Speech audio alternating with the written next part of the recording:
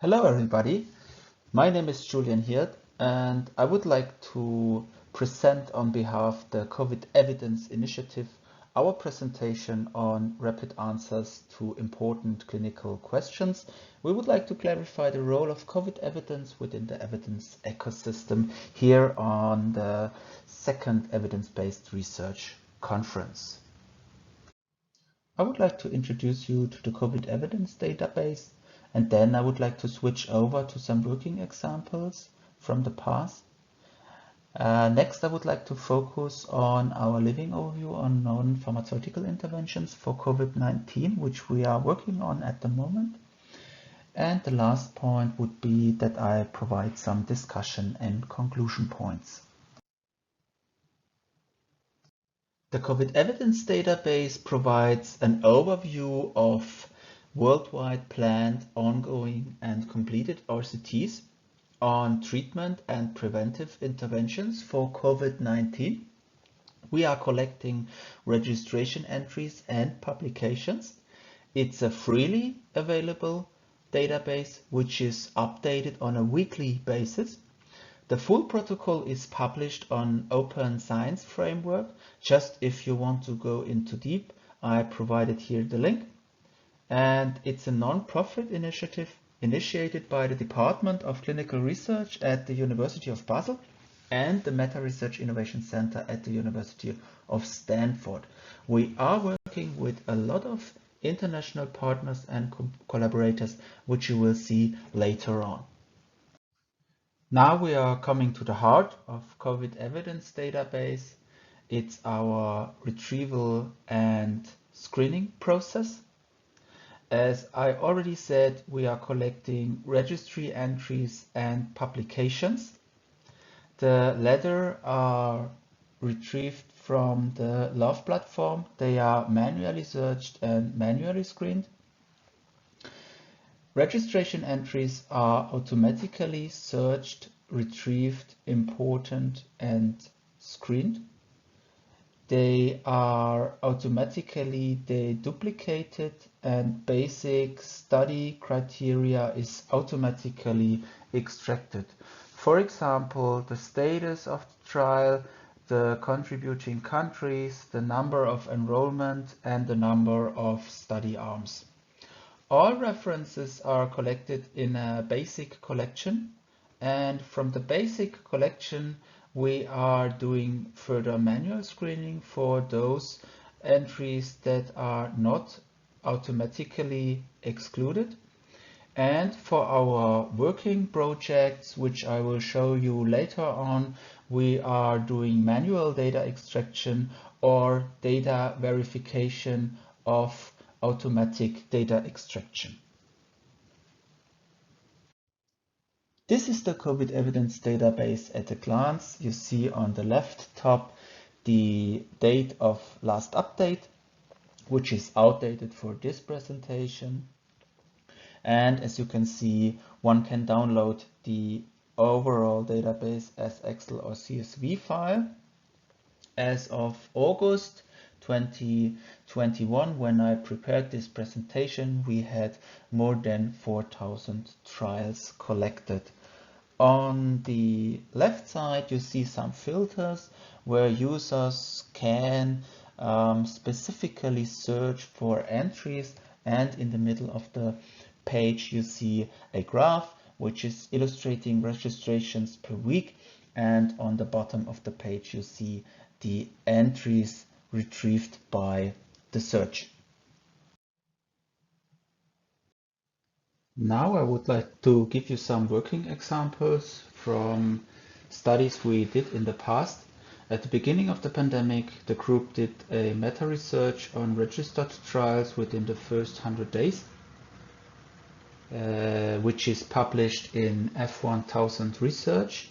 And a lot of researchers from many countries collaborated in this work. Based on the study samples identified in the 100 days paper, the team did a survey of trialists to have a look on the actual and planned recruitment sizes. We did recently a meta-research on the German contribution, let's say the studies which were conducted in Germany or where German participants were recruited. And the group did a narrative review on challenges and lessons learned from COVID-19 trials. We also initiated meta-analysis associated with COVID-19. We have two types of meta-analysis conducted in the past. One is a so-called collaborative meta-analysis, where we requested data from trialists to be shared with us. There, one review was on hydroxychloroquine, which is already published. One is submitted on plasma, and another one is ongoing or registered. We are here focusing SSRI or the association of SSRIs, or specifically fluvoxamine, and clinical outcomes in COVID-19 patients. And the classic meta-analysis was conducted and published on plasma.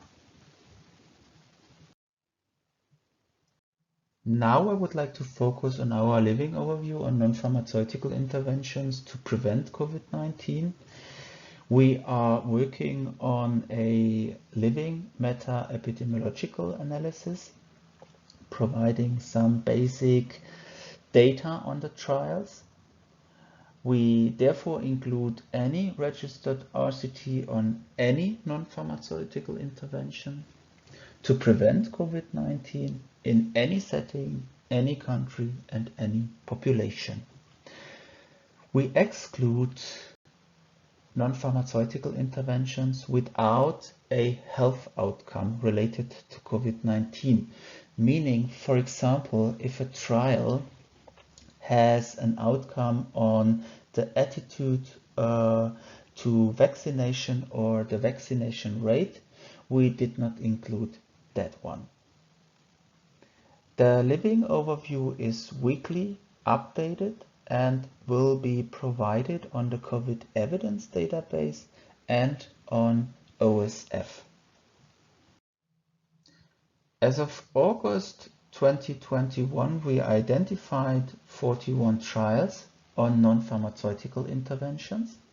Of them, 11 were completed, with only 7 of them with published results. The work is available as a preprint on medRxiv. We conclude that the worldwide clinical trial research agenda was not able to provide the urgently needed evidence to develop strategies to prevent COVID-19 in, for example, schools, at workplaces, or nursing homes.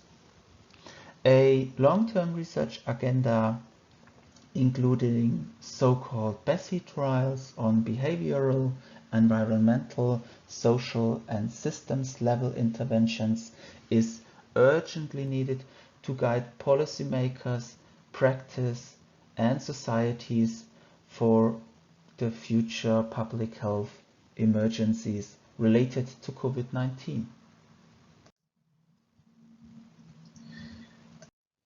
Now we are coming to some discussion and conclusion points. We think that COVID evidence could be a reliable starting point for several approaches, as we used it, for example, to foster collaborations or to conduct overviews and systematic reviews, but also for stakeholders, for example, for treatment decisions or for planning new trials and to develop clinical practice guidelines. It's possible to give a timely response to urgent clinical questions, how the team showed with some meta-analysis in the past. And COVID evidence database is giving us an overview of the global efforts to treat and prevent COVID-19. For example, we have some limitations we need to face. For example, the still big number of entries to be screened, to be manually screened, which takes a lot of time. Then we are dependent of the reliability of the original data sources. And with our approach, we cannot identify non-registered trials which are also out there, which are, for example, on non-pharmaceutical interventions out there where we are aware of. And it's not all about COVID. We think that the COVID evidence database shows some opportunities of focused and comprehensive evidence retrieval and its use or its usability, which could also be transferred to other health topics. I would like to thank on behalf of the team to the Department of Clinical Research, all international collaborators and all trial teams that participated in our collaborative reviews and surveys. Thank you all very much for your attention, and I'm now happy to answer your questions. Maybe some of the team members are also present and will contribute to the upcoming discussion. Thank you very much.